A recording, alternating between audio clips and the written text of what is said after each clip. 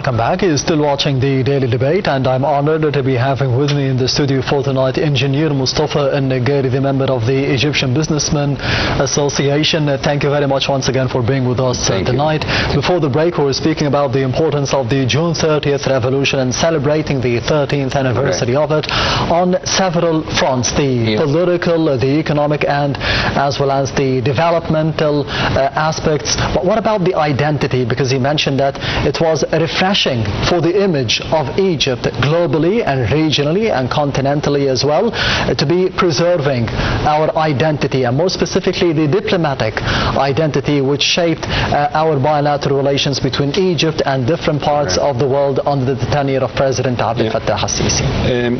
As we say that Egypt is back acting as the most accepted mediator in any geopolitical crisis, either in the MENA or in the continent. So we have seen that in the last 4 or 5 years with the approach of the geopolitical problems, either in Gaza, either in Iran, either in Sudan, in Libya. Egypt was always present and is playing the normal role which Egypt had played for many years. Yes. So this is the identity of Egypt, as we mentioned. Yes. And also we don't have to forget that Egypt also is playing a very crucial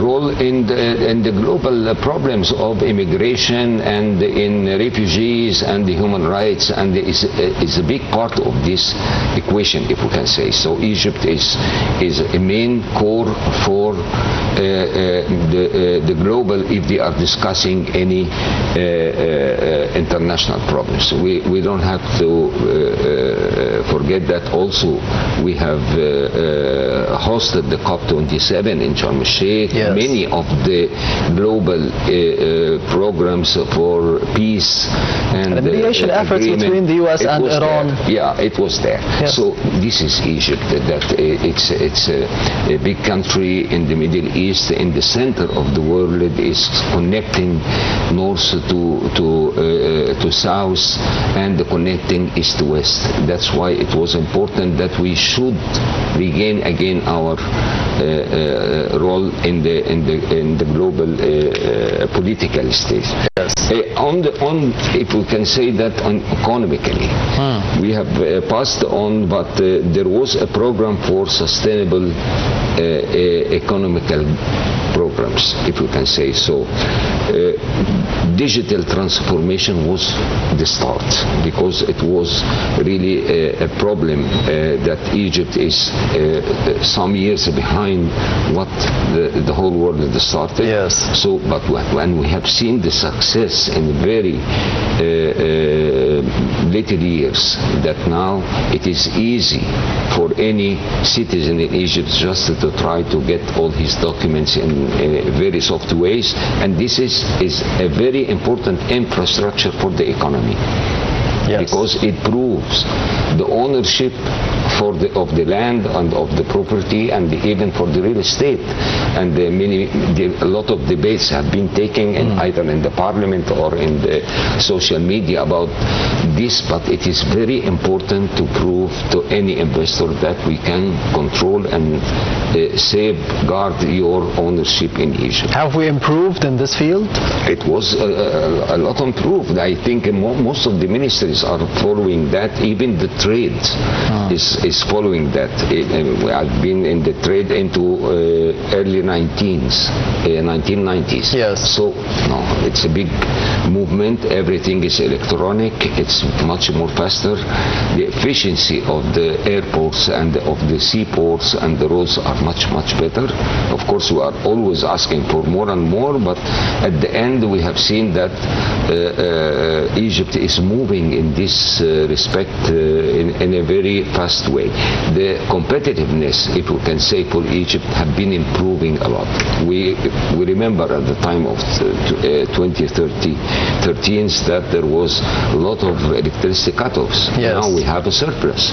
Now we are moving to the green energy. We're exporting. Yes, and that's why we have been into the nuclear plant of Dab'a, while also we are moving onto into the renewable energy. Diversity. Bimban big project of solar, and another one with the wind solar in the Red Sea.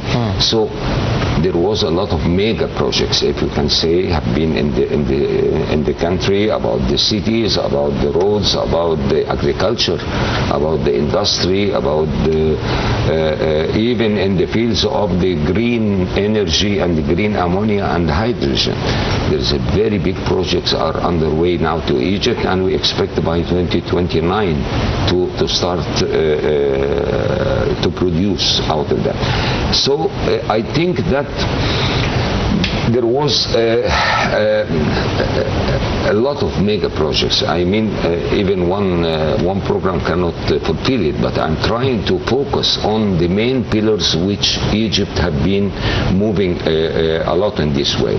Of course, if we talk about education and health. Yes. Of course, it have been a lot of universities, either in the vocational education or in the education or multinational universities or in the technology universities have been spread all over the country with different, of course, stage of cost, but at the end it was a lot of universities. I'm from the age that there was only 4 or 5 universities in the country. Yes. And we were fighting to try to get. Now it is, you have a big map of universities. For the medication, there was a lot of programs about the 1 million health program, and they have seen a lot of missions about having the injection and the vaccines and so on. Eliminating hepatitis C. Yes, and we have stopped that. So nobody can say that there was not too much work have been done in the country in this way. Of course, Takaful and Karama programs, Decent Life, Haya Karima. Yes. There was also a continuous increase of the salaries and wages and the pension on the other side. So that led that the GDP, I think on 2013 it was 1.7 trillion. Now we are touching 11. Okay, with increase of inhabitants and the people, but at the end there is 3 weeks ago His Excellency launched a big project of New Delta.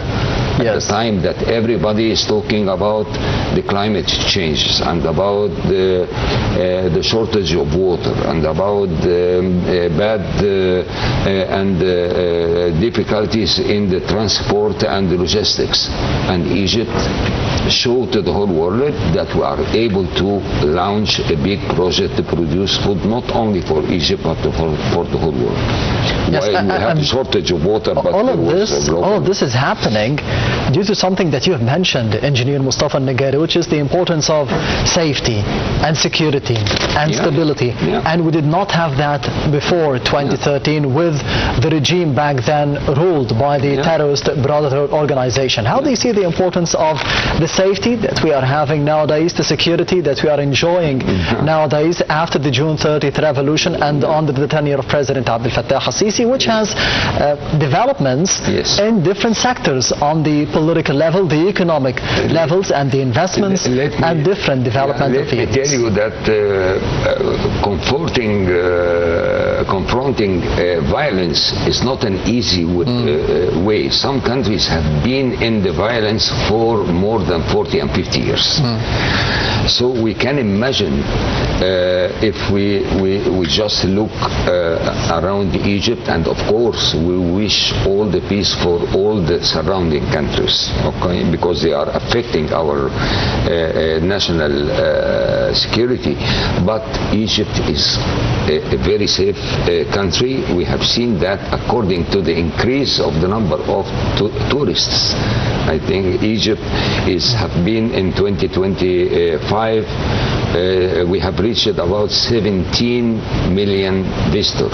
Yes. And with a revenue of more than $17 billion. That means that, and we have the plan as well to increase the number of accommodation and the hotel rooms up to 30 million. Yes. And it's not easy to say. It needs a lot of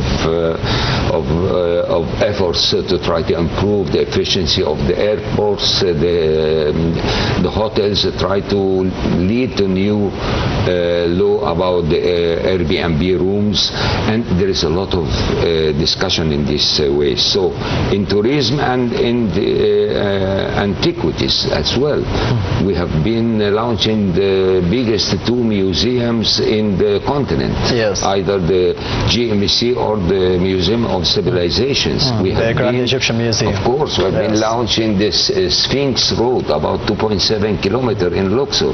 We have been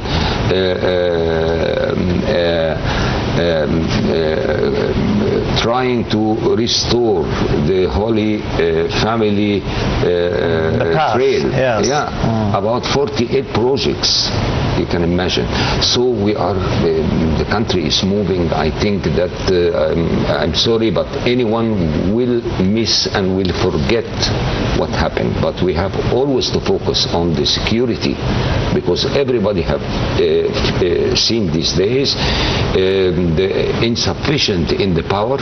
At that time, it was impossible to produce or to manufacture. Now our exports have reached 50 billion plus. Yes. And in many sectors they are having more and more chances. That's why a lot of investors are coming day and day, and they are looking for industrial zones. So the country is trying at the end to lead to, as we call, from crisis economy to stable economy. We are moving into a stable economy at the time being, although the crisis which is surrounding us, and we hope it would stop, because we have been reaching 5.7 and 5.8% GDP, and now it is down according to the reflection of this crisis all over the world. So we are accelerating the structure of the reforms and turning the state economy to a capacity, state capacity economy. Yes, Engineer Mostafa Naggari, the member of the Egyptian Businessmen Association. Thank you very much for being with us tonight. Thank you, it's a pleasure, and congratulations to all Egyptians. Anytime. And this brings us to the end of the daily debate for tonight. However, I will be leaving you with the latest presidential activities of His Excellency President Abdel Fattah al-Sisi that took place over the past week will be wrapped up in the upcoming report. Thank you for watching, and goodbye.